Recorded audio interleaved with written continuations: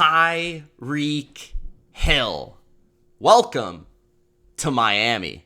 What's going on, bottom line viewers? It's Mitch here to break down Tyreek Hill being traded from the Kansas City Chiefs to the Miami Dolphins in a shocker of a trade.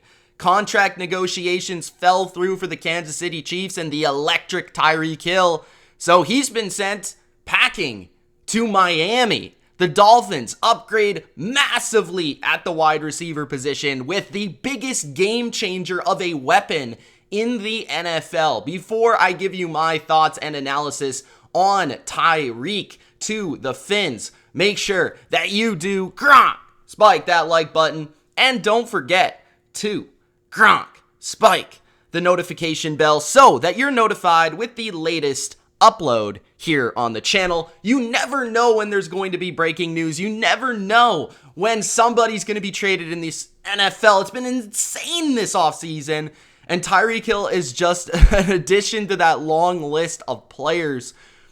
But this might be one of the biggest of them all.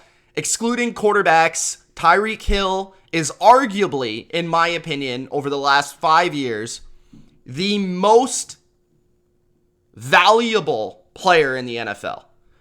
And I've stated multiple times how I feel about Tyreek Hill. I've made videos about Tyreek Hill dating all the way back to, I think, 2017, 2018.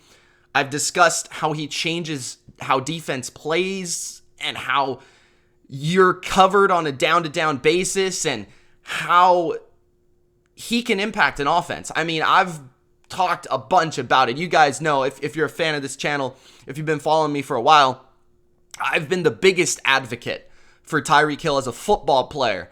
And I am not sure how it's going to look in Kansas City without Tyreek Hill, and I'm not sure how it's going to look with Tyreek Hill in Miami, but I am excited to see it on both sides. This is a huge move, and the details of that move are as follows: a first-round pick, a second-round pick, a fourth-round pick in 2022, Miami sending to the Chiefs. On top of that, a fourth-round pick and a sixth-round pick in 2023. That's also being sent to the Kansas City Chiefs for Tyreek Hill. And I think just in that trade package alone, you can see the value of Tyreek Hill.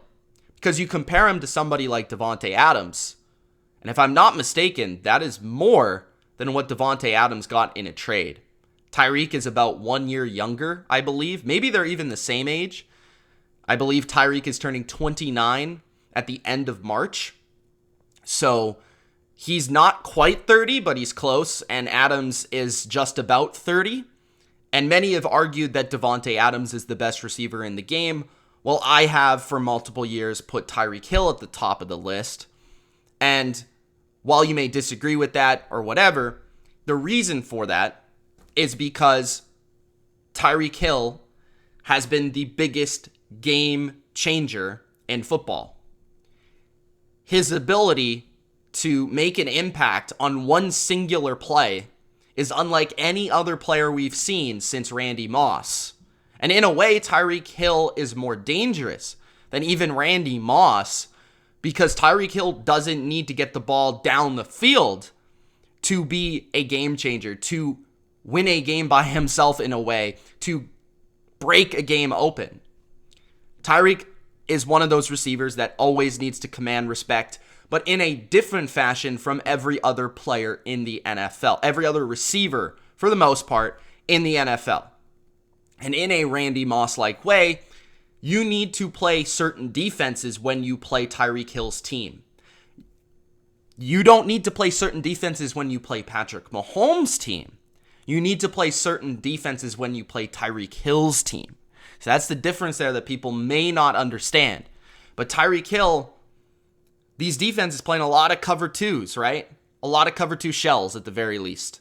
They'll mix and match their coverages. But with Tyreek Hill, you've got to make sure there's a safety over the top. If not, you're going to get burnt like toast, and you're going to be done, and you're going to lose the game. There's even defenses and coordinators and mastermind, Bill Belichick, has created defenses with the sole purpose to slow down and stop Tyreek Hill. There was an AFC championship where two people just followed Tyreek Hill the whole game and didn't really have any other responsibility other than just covering Tyreek Hill. Now, it's more complex than that, but you get the point. So Tyreek Hill has been that type of player. Like, he not only changes a game when he gets the ball, he changes a game before he gets the ball. That's something that people got to understand. So when you trade Tyreek Hill, he changes your offense, he changes your team, he changes the way teams think about you and fear you. When you acquire Tyreek Hill, he changes the way your offense operates. He changes the way that people fear you. He changes the way that you will play and that you will basically have an impact on the game because he is the ultimate threat. And I am going to be very fascinated to watch how Mike McDaniel utilizes him inside this Kyle Shanahan-esque attack. Because we saw last year, Deebo Samuel, this is going to be a point that everybody brings up. This is not going to be unique to me. This is the first thing that comes to mind. Deebo Samuel was somebody that was a wicked slot receiver. Tough, physical, great after the catch. His biggest asset was his ability to win after the catch by breaking tackles and just being a load to take down. Tyreek is different. He's not exactly as physical as Deebo, but he's quicker. He's the quickest football player I've maybe ever seen. It's between him and Barry Sanders. I think there's maybe a couple others, but his ability, Tyreek, if you ever watch him, to just stop, like literally stop, and then explode and change direction is out of this world unique. And there'll be plays where he'll catch the ball 6 yards short of the first down marker. He'll stop, full stop. The whole defense, there'll be 2 or 3 guys that will try to tackle him, and somehow he'll get 6 yards for first down. That has bailed out the Chiefs many times, just from his singular ability to do something that nobody else can do in the NFL.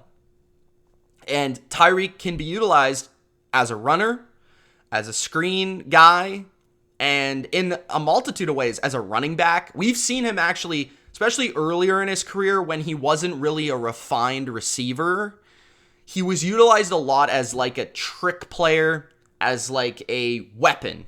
They would just put him in the backfield and throw him a toss. They would hand him the ball on a reverse. They would even fake it to him to open up other things. And I think a lot of people are going to look at this trade and say, well, this doesn't really make sense because Tua is not a downfield passer. And Tua is not a downfield passer. But that's not what Tyreek Hill is in his entirety. Can he burn you down the field? Absolutely.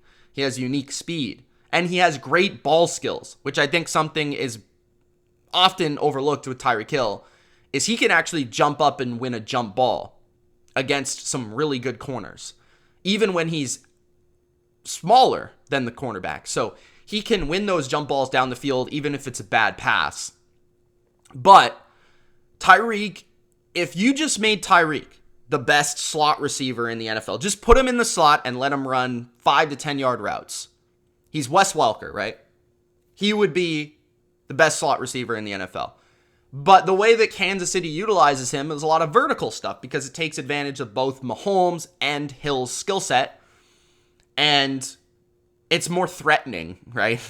And it opens up everybody else because Travis Kelce is that guy that kind of runs those short, intermediate routes. Now, in Miami, it's going to be very intriguing to see how they utilize both Tyreek and Jalen Waddle. Tyreek might not see as many targets as Jalen Waddle. Jalen Waddle might be the guy that takes some of that shorter stuff, but Tyreek could certainly do that as well. I mean, that's something that, again, I don't think people understand. Like, I see a lot of people commenting, oh, Tyreek, he just runs go routes. Like, no, he doesn't just run posts. Like, he can run option routes, like crossers, and he's actually probably the best in the NFL at running just a straight crosser. From right to left, left to right, just running across the field because his speed. And when you try to track him with one player, you can't catch up to him. When you track him with 2, it's sometimes difficult. And when you track him with 2, right, let's say defense is playing like a cover 1 robber, for example. So you have one guy in the middle and one guy deep. So depending on where Tyreek goes, if he goes vertical, then the safety vertically is going to take him. If you play over the middle, if he runs over the middle, then the guy in the middle is going to have to be responsible for him on top of the guy that's already covering him. So that is kind of the way that Tyreek changes your offense, because at every play you have to have 2 players on him. So now you've got Jalen Waddle, who is very fast in his own right, very quick in his own right, very hard to tackle in his own right, still young, getting better. I really like him a lot. I think he's already a top 30 receiver in this league, maybe better than that. So you have those 2 guys that are weapons. So you can get them the ball in all different facets of the game and throw bubble screens to them. And I think it's going to be really intriguing, just off the top of my head, how they utilize, okay, we've got this run game from San Francisco. We've got the stretches, right? We've got the play action off of it. And we've got all the trickery that we had with Debo in our playbook that we might be giving to Waddle occasionally. We might be giving to Hill occasionally. Hey, we might give it to Edmonds or Moser. We've got a little different stuff for everybody, right? And we've got a lot of speed. We've got Olympian speed. We've got cheetah speed. We've got Waddle speed. And we've got a lot of shiftiness with guys like Edmonds as well. So this is a very fast offense, very quick offense, hard to tackle offense, playmakers in open space, which is exactly what the 49ers have built their team as. And now you're going to have to deal with, okay, well, Hill's in the backfield this play, Waddle's in the backfield that play.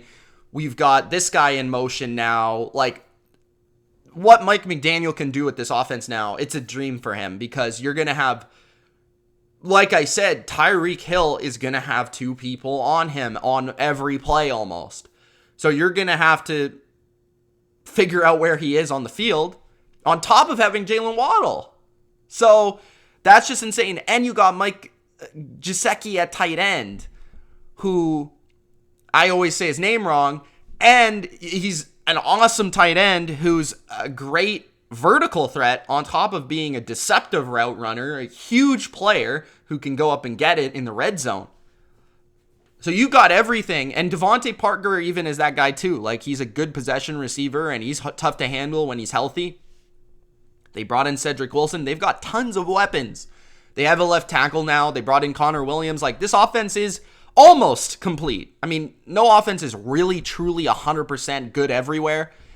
Basically, the only areas the Dolphins aren't good everywhere is some of the offensive line, but hoping for some improvement on certain players that you've drafted and things like that. So, man, this is just crazy how much this move is going to improve the Dolphins, because Tyreek Hill is that good. Like, Tyreek Hill is, if I had to start a team with 1 wide receiver, I'd pick Tyreek Hill. I picked Tyreek Hill, absolutely. Now, last year, I don't think was his best year. I think he dealt with some injuries. He was a little bit, and that's going to be something moving forward that could make or break this move for Miami. It's potentially his age and how his age might slow him down, and knowing that speed and quickness is his biggest asset. How will that develop? But injuries as well, like things to your hamstring, your groins, and just overall, like, that could slow him down as well. So that is a big deciding factor that we won't know, obviously, if that's going to hurt the trade or not, or hurt the asset or not. In terms of Tua now, I mean, he's got everything to work with. It's an absolute dream for him. And I feel like I said with Tyreek Hill, a lot of people are going to look at this as a mismatch, but I feel like this is perfect. You've got guys that are super quick, can make damage without you doing much. You could throw bubble screens to them and they'll get 20 yards. They'll run short routes, which Tua is good at. I'm highly critical of Tua. You guys know this, but he's accurate. He's really quick with his release underneath. The only areas that you kind of expose Tua is his really arm strength, and anything to do with that from a deep perspective or a tight window perspective, or sometimes pressure is also his deal. So when you minimize those things, you've got a slider, right? You minimize those things. Tyreek Hill gets open. Jalen Waddle gets open. You're going to see it clear as day. For any quarterback, that's going to help you. So arm strength is going to matter a lot less in that regard. A lot of the offense is going to be built around RPOs, I'm sure, because Tua's good at that. He's very quick and decisive. He can think it and go. Then on top of that, you've got all this motion and running stuff and play action boot stuff, which opens up clear space for you to see, for you to throw, and for you to make a play. Or you can run it and scramble, and he has enough wheels to do that. So Tua's going to be optimized the most he can be. And that's going to raise your floor as an offense. So this is an offense like Jimmy Garoppolo in San Francisco. It's going to be more about the players around the quarterback than the quarterback. The quarterback is going to be the distributor. He's not going to be the playmaker. So Tyreek Hill goes from an offense where Mahomes is a playmaker. Now he goes to distributor. So that's going to be fascinating. But we talk about the Chiefs. They get a bunch of picks. This is a team everybody kind of looks at as a win-now team. They have been a win-now team thanks to Mahomes' contract and their window of being one of the best teams in the NFL, arguably the best team in the NFL over the last 3-4 years. Now, this is why, totally different topic, but this is why we don't get ahead of ourselves when we talk about dynasties.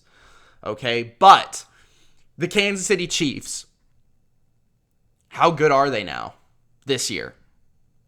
I don't think I put them in the playoffs. That's how big of a difference it is. I know Mahomes is great. I love Andy Reid. He's great.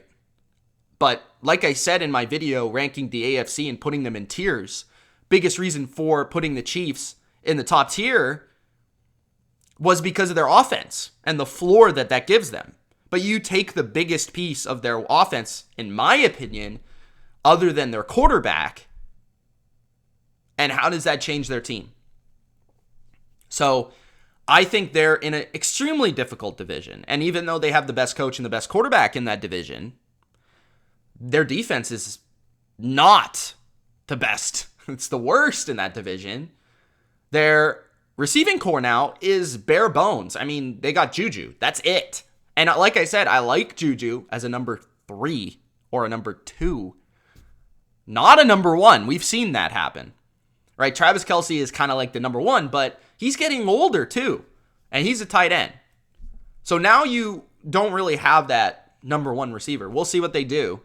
I think they're going to look for the draft to draft a receiver, maybe 2. But they also have so many other holes on defense, defensive line, secondary. So they're retooling, rebuilding in a way. And that could be smart in the long term. But just know this. I tweeted this. You don't trade Tyreek Hill because you can't replace Tyreek Hill. If the Chiefs go out there and try to replace Tyreek Hill, they're going to lose this trade.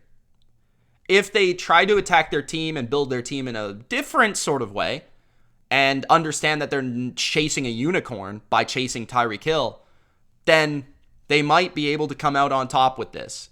And I do believe the Chiefs are going to stay afloat because they've got a great coach and a great quarterback. They'll be okay. But they're not going to be a contender this year. Absolutely not. And they might not be a contender for the next 2-3 years, depending on what they do. But they've got plenty of ammunition to be able to restock this team. I don't view them as a playoff team right now. For Miami, it's getting very debatable whether or not I could see them in the playoffs. I definitely think there is a very good argument to be made that they could make the playoffs, given that their division is fairly easy. And they, as long as Tua plays okay, I think they've got a good chance. Now, we never know with the rookie coach and stuff like that, but they've got plenty of talent. I mean, on offense and defense. And they're one of the more well-rounded rosters in the NFL. So for that, you probably put them in the playoffs. And could they even compete for the AFC East? Maybe. But the Bills, I think the Bills are probably my top team in the AFC. Just going by power rankings. But Yeah, man, it's going to be very, very fun to watch this and how it develops from a team building standpoint from Kansas City's perspective and how they try to overcome losing Tyreek Hill. Because at the end of the day, they lost him.